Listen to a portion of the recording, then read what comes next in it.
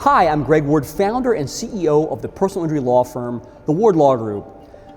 Today, I want to talk about AI jargon demystified, the top 10 terms you keep Googling to try and understand this AI thing. Now AI, many people think of AI as a bunch of robots taking your jobs, or they think of it as the Matrix. There's something that's coming, we're all living in this hallucinated world that's AI based, or Isaac Asimov's iRobot. That's not AI. The truth about AI is it's already a tool and it's already here.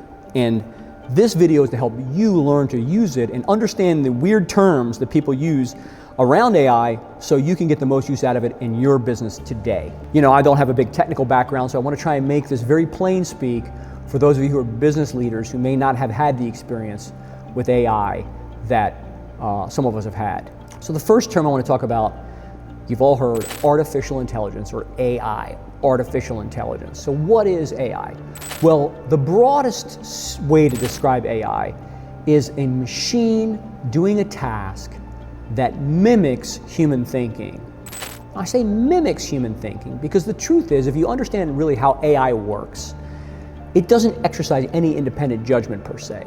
It merely gives predictive outputs based on what it thinks, trained on the data set of 10 trillion terms or data points that it already had. So many of these large language models, which we'll talk about in a minute, they have all this data in there, and AI is what allows it to predict the answer that you want. And it does it in a way that mimics human thought. So an analogy would be that AI is the kitchen and everything else are the tools, the spatulas, the scrapers, and the recipes. But AI is the kitchen where it all happens. The second term I want to talk about is machine learning, ML. Right? Machine learning has been around for a very long time. Systems learn from data, not from rigid instructions. So machine learning is, for example, Amazon, when it gives you recommendations about products to purchase, or Netflix gives you recommendations. They have data points and what you've watched that you liked and what you will like based on what you watched before. Spam filter is another example of machine learning. So machine learning has been around for a very long time. The next term is natural language processing, or NLP, natural language processing. This is the technology that helps machines understand human language. An everyday example is chatbots or voice assistants. For a natural language processor to work, the natural human language needs to be broken down into data points, which are then fed into a model, which then predictive analysis spits out the response and turns it back into a voice. So that's natural language processing. And again, all of the information is reduced into what they call tokens, and that information is then translated back into speech with whatever the response is. The next term is large language model, LLM. Now this is where ChatGPT has gotten its breakthrough in the last couple of years. A large language model is a massive text-trained model. Text-trained model. Make sure I make that clear. So this is the brains behind chatbots and virtual assistants. And the breakthrough with large language models came when we were able to basically make those available for everyday consumption through ChatGPT. ChatGPT was the first one to do it commercially, and now other large language models have come online. But it's basically trained on, for example, all of the information on the internet will be the basis of the large language model. You can also use large language models like ChatGPT behind your other apps.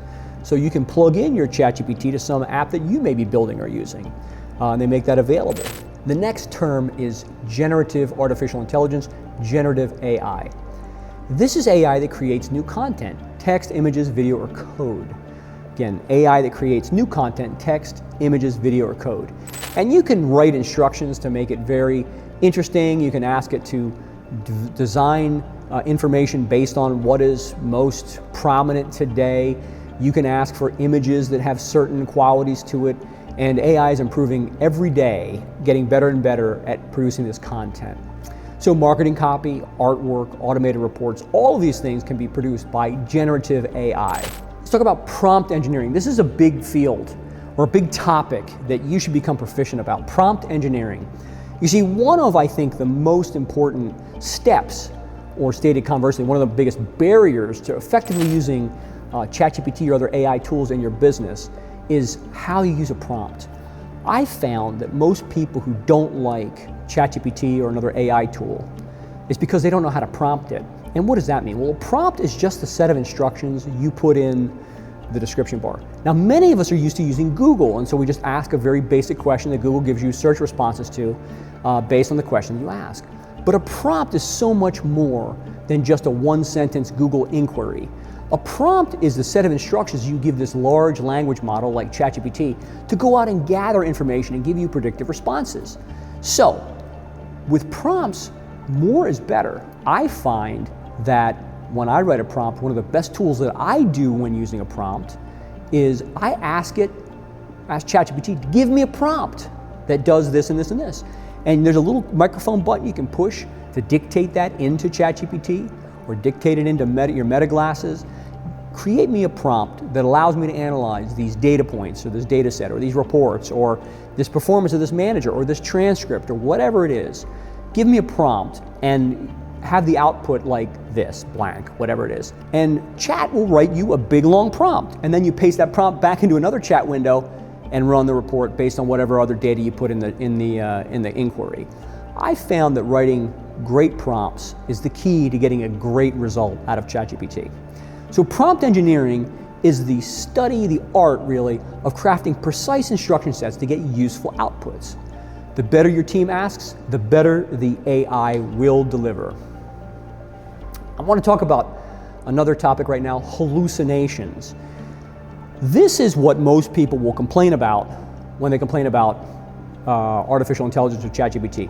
We have, especially in professional service businesses like law, like me, we hear all across the country firms getting sanctioned because lawyers are using AI-generated cases in their briefs. Well, let me just say this. If you're using ChatGPT to only do legal research and you're not checking that, that's irresponsible. One of the key terms or one of the key ideas of using AI is called human in the loop. You always have to check the output of Chat. You always have to check the output of AI. Human in the loop. We say it, human in the loop, which doesn't mean human delegating everything, it means checking it. So when you have hallucinations, this is going to happen. And I found personally in legal research, hallucinations happen very often. I'm a huge AI proponent, but I can tell you when I've used it for legal research, it's been absolute garbage. Period, full stop. It just doesn't work. I had it pull 3 cases for me, all 3 were made up. I'm not going to use it for legal research anymore. If I put the case in, I may say analyze this case, but I will not use it to find original cases. And why is it? Well, hallucinations, OpenAI just released a paper recently that hallucinations come because the way Chat was trained, it was not penalized for false information. So in other words, it was rewarded for correct information, it was rewarded for lucky guesses, but it was not penalized for incorrect guesses. Now, that's my understanding of the paper. So there is a tendency to hallucinate because if it gets it right accidentally, it's still right. So you have to be aware, this is the humans in the loop thing. I also give instructions to my ChatGPT to say, listen, if you don't know, do not guess, do not make it up. Say you don't know, or say the data is not available, or ask additional questions to provide additional data so you can actually make those decisions. So the risk, false citations, fake answers in client-facing context, you must always have a human in the loop that's looking through the information to make sure that it's accurate. Another issue could be bias, right? Bias is something that can happen with AI. AI is reflecting patterns in training data. So there may be unfair hiring filters or skewed marketing decisions. We may have bias that we have to test for. One of the ways to test for the bias is to ask ChatGPT what bias could possibly exist in this situation. And so you can begin to analyze and see if there's any bias in your data set. So you've got to make sure you watch out for bias. Now, interestingly, people are critical of hallucinations or bias with ChatGPT, but the truth is human beings have bias too. We always have to be aware of our own biases. So I asked ChatGPT, tell me what information you believe is biased. Tell me what you believe my biases are with whatever my demographic is. How may I be looking at this in a biased way? What's the other side? I frequently ask ChatGPT, give me both sides of this argument. And it'll tell you both sides of the argument. And then you make the decision what side you come down on. The next term is multimodal model. These are models that process text, images, and audio and video. So analyzing calls, documents, and client images in one pipeline. Now this is a little beyond the scope of this, but this is just a general overview. Multimodal model is something that processes text, images, audio, video in one pipeline. So all of the stuff is coming in and analyzed in the same way. Last but not least, foundation model, number 10. Core general purpose models fine-tuned for specific uses. So for example, be a law firm adapting a base model to analyze contracts or client intake or sales scripts or anything else, or sales calls. So this would be something where you create the model, you put the inputs in and have a large language model apply that criteria to analyzing something that you have created or put in. So what are some uses we can have as a service business for these 10 tools and for AI? Well, client communication. Chatbots powered by NLP and LLMs have first line inquiries, freeing staff for other tasks that are high value. AI scheduling assistants can streamline appointment booking without human back and forth. Document and case management, generative AI drafts reports, emails, and summaries, which staff refine for accuracy. Multimodal AI can pull meaning from recorded client calls, documents, and photos, turning raw data into organized case files. For marketing and outreach, generative AI can personalize newsletters, ad copy, social media posts. Prompt engineering allows your marketing team to create brand-aligned content faster. Operations and efficiency, foundation models feed dashboards that predict workload, track KPIs, and flag risks. Bias awareness ensures decisions like loan approvals or hiring or service recommendations remain fair. Risk and quality control, hallucinations highlight the need for human oversight. Service firms have to rely on these AI outputs, especially where client outcomes are at stake. So making sure you keep a human in the loop at all times. Workflow maintains both speed and accountability. So here's the takeaway. AI isn't a science project anymore, it is a business tool. If you understand these 10 terms, you're not just tech savvy, you're future-proofing your service business.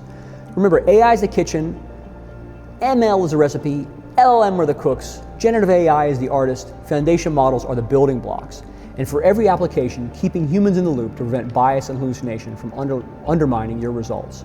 If you apply these principles, you won't just keep up with competitors, you'll pass them because you'll be serving your clients faster, saving time, acting smarter, and with more precision than anyone ever imagined.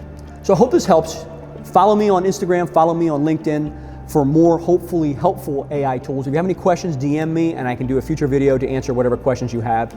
And remember, AI first means asking AI first what you should do, how you can use AI in your business and your personal life to make your results faster, more efficient, and more accurate. I'm Greg Warden, thank you.